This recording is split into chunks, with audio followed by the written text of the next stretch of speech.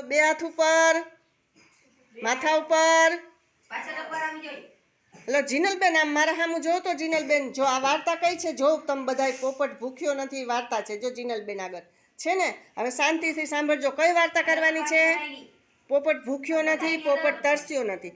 જો એક પોપટભાઈ હતા હો, આયુષ અદપવાર, સુમન અદપવાર. જો એક પોપટભાઈ હતા હો, પોપટભાઈ હતા ને તો એ બહુ ડાયા હતા ને બહુ દયાળુ હતા, એવા હતા પોપટભાઈ.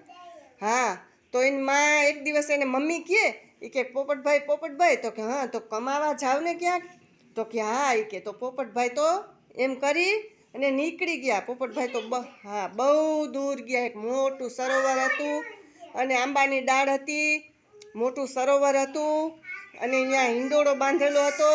ત્યાં જઈને પોપટભાઈ બેઠા. ત્યાં તો એક ગાયુંનો ગોવાળ નીકળો. તો કે એ ગાયુંના ગોવાળ તો કે મારી માને કે કઈ આવજો ને કે પોપટ ભૂખ્યો નથી, પોપટ તરસ્યો નથી, પોપટ આંબાની ડાળ, પોપટ સરોવરની પાળ બેઠો છે. તો કે અરે રે બાપુ, આટલું બધું તો મારાથી કહેવા જવાય નહીં અને મારે તો બહુ મોડું થાય છે. તારે એક ગાય જોતી હોય તો પોપટભાઈ, તમારે એક ગાય જોતી હોય તો લઈ લ્યો. તો પોપટભાઈએ તો એક ગાય લઈ લીધી.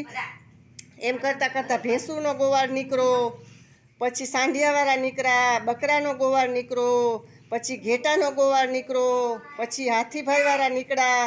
તો બધે તો પોપટભાઈને ઘેટા આપ્યા, બકરા આપ્યા, ગાય આપી, ભેંસ આપી, સાંઢિયા આપ્યા.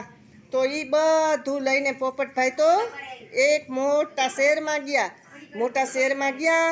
તો એ ગાય, ભેંસ, બકરા, સાંઢિયા એ બધું વેચી નાખ્યું. એના ઘણા બધા પૈસા આવ્યા.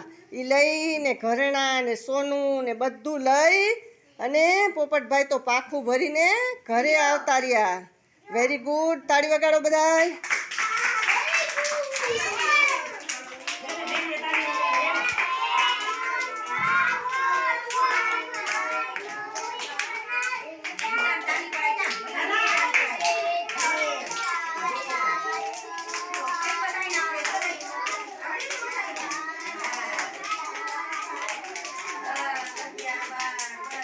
બસ લ્યો, બસ.